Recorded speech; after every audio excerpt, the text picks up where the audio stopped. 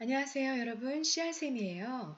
오늘은 여러분들에게 고전소설의 개념 하나를 설명해 드리려고 해요. 몽자류 소설이라고 많이 들어보셨죠? 고전소설에는 굉장히 유형화된, 그러니까 패턴이 좀 정해져 있는 소설들이 좀 있는데, 그 중에 가장 대표적인 것이 몽자류 소설이라고 볼 수 있어요. 그래서 여러분들이 몽자류 소설은 어떤 패턴을 가지고 있는지, 어떤 특징을 가지고 있는지를 잘 정리해 놓으면 그 몽자류 소설에 해당하는 작품들이 나왔을 때 그걸 독해하는 데 도움을 좀 받으실 수 있어요. 그래서 여러분들이 그 패턴을 이해를 좀 하고 정리하고 머릿속에 좀 집어넣고 암기하고 그래야 될 필요가 있는 거죠. 자, 어떤 특징이 있는지 정리해 드릴게요. 일단 개념을 선생님 좀 찾아봤어요. 그랬더니 개념어 사전에 이렇게 나와 있더라고요. 몽자류 소설은 글자 그대로 꿈몽자죠. 꿈몽자가 붙은 소설을 의미하는 말이다. 이 소설의 구조는 환몽의 구조로 주인공이 꿈을 꾸는 과정을 거쳐 꿈속에서 다른 인물로 태어나 새로운 삶을 경험한 뒤에 다시 꿈에서 깨는 과정을 거쳐 심오한 깨달음을 얻게 된다는 구조이다. 자, 환몽 구조를 설명해 줬어요. 현실에 있던 어떤 인물이 꿈을 꾸는데 다른 인물로 새롭게 태어나서 전혀 새로운 삶을 경험하고 꿈에서 깼을 때는 깨달음을 얻게 되는 것. 그게 환몽의 구조다라고 정리가 된 거죠. 이때 꿈속에서 새로 태어난 주인공은 그 이전의 자아에 대한 자각이 없는 상태로 있다가 꿈을 깨면서 둘 사이의 일치를 확인하게 된다. 환몽 구조의 아주 중요한 특징이 하나가 정리가 됐죠. 뭐라고요? 네, 꿈속으로 들어갈 때요. 새로운 자아로 다시 태어났어요. 그래서 현실의 자신을 기억하지 못하는 거예요. 이전의 자아에 대한 자각이 없는 상태로 있다가 꿈을 깨고 나서야 그걸 깨닫게 된다라는 얘기입니다. 지금 이 개념이 정리가 굉장히 잘 돼 있어서 선생님 가지고 왔는데 이걸 다시 한번 이렇게 좀 번호를 붙여서 선생님 정리했어요. 자, 한번 보세요. 첫 번째, 몽자류 소설은 환몽의 구조를 가진다. 현실에 있던 인물이 꿈으로 들어갔다가 다시 현실로 돌아오는 거죠. 순환하는 거죠. 현실로 다시 돌아오는 구조. 현실 꿈, 현실의 구조를 가지고 있다. 2번, 주인공이 꿈으로 들어갈 때 자신의 이전자에 대한 기억을 잊고 새롭게 태어난다. 기억상실증에 걸려 있어요. 그래서 이 꿈속에 사실은 이 꿈속의 이야기들이 굉장히 중심이거든요. 몽자류 소설은 보면. 그러니까 뭐 소설의 앞부분이랑 뒷부분을 빼면 거의 대부분 꿈속 이야기라고 볼 수 있는데 그 꿈속의 인물들이 자기가 현실에서는 어떤 존재였었고 어떤 인물이었었는지 전혀 몰라요. 뭐 예를 들어 구운몽이라면 구운몽의 주인공인 성진은 천상계에서 불도였어요. 스님이었단 말이에요. 그런데 꿈속에서 양소유라는 인물로 다시 태어나서는요, 자기가 성진이었다, 자기가 사실은 성진이다라는 사실을 전혀 기억하지 못하죠. 이 몽자류 소설들을 보면 그 중간에 꿈속에 어떤 초월적인 어떤 존재들이 등장하거나 뭐 아니면 또 꿈속에서 또다시 꿈을 꾸거나 그러면서 네가 사실은 성진이야. 네가 사실은 천상계의 존재야. 너는 지금 꿈속에 있어. 이런 거를 알려주는 존재들이 나오기도 해요. 그런데 그런 어떤 초월적인 존재들, 뭐 선녀라든지 아니면 뭐 자기의 어떤 초능력을 지닌 스승이라든지 이런 사람들이 와서 야, 너 지금 꿈속에 있는 거야. 너 사실은 너 지금 네가 생각하고 있는 그런 인물이 아니야. 너는 이전에 천상계의 어떤 신선이었어, 선녀였어, 뭐 스님이었어, 뭐 이런 얘기를 해줘도, 그래? 그래, 뭐 그런가 보다 이러지 자기가 스스로 그걸 어떤 기억을 되살리거나 그래 나는 지금 현재 꿈속에 있고 나는 원래 어떤 존재였어 라는 걸 기억하는 인물은 전혀 없어요. 네, 그래서 기억하고 가셔야 돼요. 특징이에요. 주인공이 꿈으로 들어갈 때 이전 자아에 대한 기억이 전혀 없다라는 걸 여러분들이 기억해 놓고 있으시면 됩니다.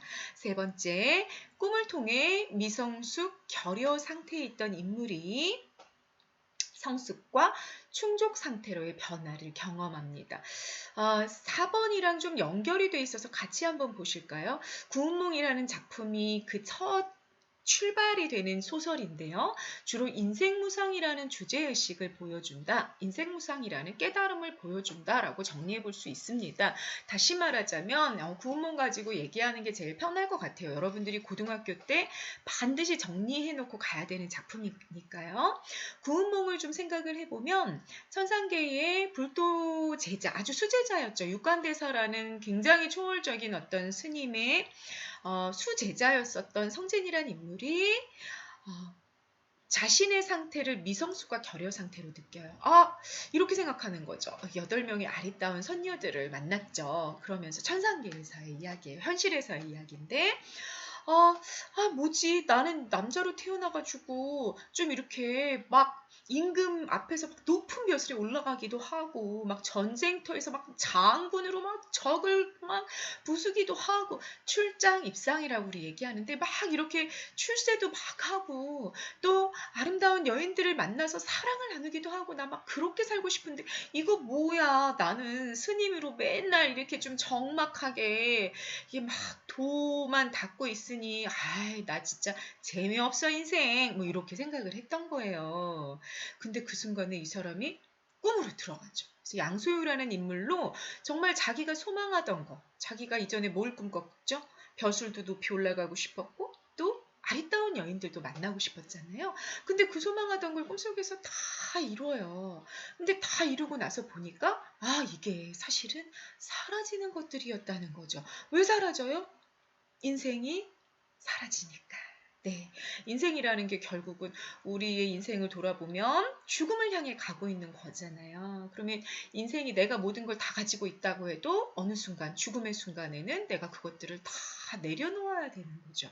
그렇게 생각한다면 내가 막 집착하고 이러는 게 어떤 의미가 있겠느냐라는 깨달음에 이르는 거예요. 그렇게 됐을 때, 꿈에서 깨어나는 거죠. 꿈에서 깨어나면 그 전에 자신이 미성숙하고 그래서 자기를 결여라고 느꼈던 것이 사실은 내가 잘못된 거였구나 라고 생각하면서 정신적으로 성숙하고 충족 상태로 변화하는 이야기, 그게 화몽의 구조를 가지고 있는 몽자류 소설이다 라고 여러분들이 기억을 하고 계시면 되겠습니다. 자, 설화로는 근원설화로 이제 조신설화라는 것이 있어요. 조신설화로부터 출발해서 소설의 첫 작품으로는 구운몽이 있고 그 뒤에 아류작으로 뭐 옥루몽이라든지 옥연몽이라든지 이런 소설들이 쭉쭉쭉쭉 나오게 돼요. 그 설화부터 소설까지 환몽의 구조가 좀 비슷한 성격들을 좀 가지고 있다. 인생무상이라는 주제의식을 좀 가지고 있다라는 것을 여러분들이 좀 기억을 하고 가시면 되겠습니다. 자, 마지막으로 인생무상이라는 한자 성어가 나왔죠. 고등문학에서는 굉장히 중요한 한자 성어고 유의어를 많이 물어보기도 해요. 그래서 선생님이 한자 성어 그것마저 정리해주마를 마지막으로 좀 준비를 해봤습니다. 인생무상은 아까 제가 설명드렸던 것처럼 인생의 덧없음이라는 의미를 가지고 있는 한자 성어죠. 언제 느끼냐? 여러분 기억해 놓고 계세요. 인생의 가변성, 순간성을 자각할 때 느낍니다. 가변성, 순간성을 가장 잘 느끼게 되는 인생의 순간이라는 건 어느 순간일까요? 네, 죽음을 생각하게 되는 순간이죠.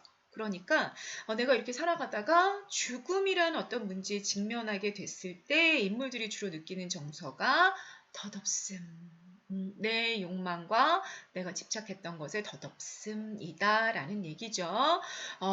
조금 더 구체적으로 정리를 해본다면 내가 욕망했던 혹은 집착했던 것들이 사실은 내가 죽는 순간 사라지는 것들이기에 헛되구나 라는 정서가 인생무상의 정서다라고 정리를 해놓고 계시면 되겠습니다. 유의어에는 한단지몽, 노생지몽, 영침, 일취지몽, 일장충몽, 남가일몽이 있는데요. 여러분 이거 기억하기 쉽게 제가 고사를 좀 정리해 드릴게요. 한단지몽부터 일취지몽까지는 하나의 고사로부터 나왔어요. 그래서 여러분들이 그 고사를 좀 이해하고 기억하고 계시면 한자 성어들을 암기하는 데 굉장히 도움이 될 수 있어요. 일단 한단. 여기는 지명이에요. 지명. 어떤 지역의 이름인데 노생은 노선비라는 뜻이죠. 선비 생자예요. 노선비라는 사람이 한단이라는 곳에 갔어요. 그리고 여관으로 들어갔죠. 여관으로 들어가서 막 이렇게 피곤하기도 하고 그래가지고 배도 고프고 그래서 주인장 나한테 밥 좀 지어주세요 그랬어요. 그래서 주인장이 알았다 그러고 기장이라는 이 기장쌀을 가지고 이렇게 쌀을 씻고 있었어요. 근데 거기에 여옹 여씨 늙은이가 있었죠. 늙은이 옹자예요. 여씨성을 가진 늙은이가 있었는데 이 사람이 사실은 도인이었던 거예요. 이 사람한테 이 노생이 내가 이런 걸 욕망하고 나는 이런 것도 얻고 싶고 막 출세도 하고 싶고 막 여인도 만나고 싶고 막 이런 욕망을 막 얘기했던 거죠. 그랬더니 여씨 늙은이가 막 듣고 있다가 씩 웃으면서 자기 배낭에서 베개를 탁 꺼내가지고 여기에 누워봐라. 여기 누우면 네가 원하는 거 다 이룰 수 있어. 이렇게 얘기한 거예요. 그래서 이 노선비가 뭔 말이야? 그게 무슨 뜻이지? 그리고 이렇게 베개에 누웠어요. 그게 여옹침이에요. 여옹침, 베개침자죠. 베개에 누웠는데 너무 피곤하잖아요. 그래갖고 스르르 이렇게 잠이 든 거예요. 잠이 들었는데 정말 이 여씨 도사, 여웅이 얘기한 것처럼 자기가 이 노선비가 욕망했던 것들을 꿈속에서 다 이루는 거예요. 막 벼슬이 막 올라가고 막 재상이 되고 그랬는데 여러분 인생이라는 게 다 부침이 있잖아요. 막 올라가고 막 아리따운 여인을 만나서 너무 행복하고 그랬는데 갑자기 막 도적들이 쳐들어오고 자기는 역적으로 몰려가지고 막 유배를 가고 이런 일들을 싹 다 겪는 거예요. 거기서 다시 이제 이렇게 뭐 복권이 되기도 하고 다시 이제 벼슬이 올라가기도 하고 막 이렇게 해서 80평생을 살아요. 그리고 나서 죽어요. 그런데 꿈에서 딱 깨는 거예요. 꿈에서 딱 깼더니 일취지몽, 취사할 취자예요. 밥에 아까 주인장이 이렇게 기장쌀 씻는 거 보다가 잠이 들었다 그랬잖아요. 밥에 뜸이 들고 있는 거예요. 취사가 되고 있는 중인 거죠. 그러니까 옛날에 뭐 아궁이에다가 밥을 지었다 하면 한 40분 정도, 50분 정도 요 정도 시간 동안에 80평생 사는 꿈을 자기가 욕망했던 걸 다 이루고 막 그 안에서도 고통스럽고 이런 인생을 다 겪은 거예요. 한 40분의 시간 동안에. 이 여씨 늙은이가 여씨 도사가 보고서 그래 네가 꿈꿨던 네가 소망했던 것들을 다 이뤄보니 어떠하니? 인생이라는 것이 그냥 사라져 버리는 것에 불과하지 않니? 이렇게 말했다는 거죠. 노생이 큰 깨달음을 얻고 한단에서 나갔다라는 것에 그 나갔다는 의미를 가지고 있는 이야기예요. 자, 그러면 얘들아 이 이야기 안에 한자성어 4가지가 다 들어가 있죠. 한단이라는 곳에서 노생이 여씨 늙은이의 베개를 빌려서 잠이 들었다가 쌀에 취사가 될 때, 밥에 뜸이 들고 있을 때 깨어났는데 욕망의 허망함을 깨달았다라는 게 이 4개의 한자성어. 일장춘몽, 한바탕 긴 봄꿈처럼 인생이라는 것이 그렇게 짧고 헛되다. 남가일몽, 역시 남쪽 나뭇가지 밑에서 이렇게 잠이 들었었는데 이렇게 아까 그 노생지몽이랑 똑같이 평생을 살고 꿈에서 깬 거예요. 그렇게 이렇게 내가 욕망하고 소망하는 인생이라는 것이 이렇게 끝나버리는 거기 때문에 굉장히 허망한 거고 덧없는 것이야. 사실은 이제 불교의 공사상이랑 굉장히 많이 연결되어 있는 한자 성어라고 할 수 있겠죠. 네, 요렇게 인생무상과의 유의어들을 좀 정리해 볼 수 있습니다. 네, 여기까지. 몽자류 소설이 뭐고 어떤 특징을 가지고 있었고 그래서 주제의식과 연결되는 인생무상과 관련된 한자성어는 무엇이었고 이것들을 다 정리했습니다. 여러분 고등국어, 고등문학에서는 이렇게 좀 정리를 해두고 있어야 어떤 낯선 작품들이 나왔을 때도 여러분들이 선택지를 보면서 그 개념에 입각해서 그 선택지들을 이해하고 본문에 적용하고 이런 것들이 가능한 경우들이 참 많이 있어요. 그래서 선생님이 개념을 정리하고 있는 중이거든요. 그리고 앞으로는 이 유튜브에다가 선생님들이 이렇게 네이버 카페로 연결을 해가지고 여러분들이 이 영상을 통해서 배웠던 개념들을 테스트업 해볼 수 있도록 그렇게 만들려고 그래요. 그러니까 여러분들이 고등 문학에 필요한 다양한 개념들을 잘 공부해 두고 그리고 선생님들이 이렇게 문제가 좀 정리가 되면 카페를 오픈할 건데 그때 와가지고 와가지고 문제도 좀 풀어보고 그래서 고등 공부를 하는데 도움을 좀 많이 받으시기를 바라겠습니다. 네, 이 국어 노트를 좀 준비해봐도 괜찮을 것 같아요. 국어 노트를 준비해서 영상을 들으면서 정리된 내용을 이렇게 나름대로 자기가 써보기도 하고 이렇게 혼자 이렇게 써보다가 기억이 안 되면 안 나면 다시 영상 확인해가지고 그 부분에 가서 다시 정리하고 이렇게 되풀이해서 정리하다 보면 충분히 여러분 것으로 이 개념과 지식들을 만들어 가서 문제를 푸는데 적용하실 수 있을 것 같아요. 네, 여러분들의 고등 공부를 파이팅! 네, 응원하겠습니다. 감사합니다.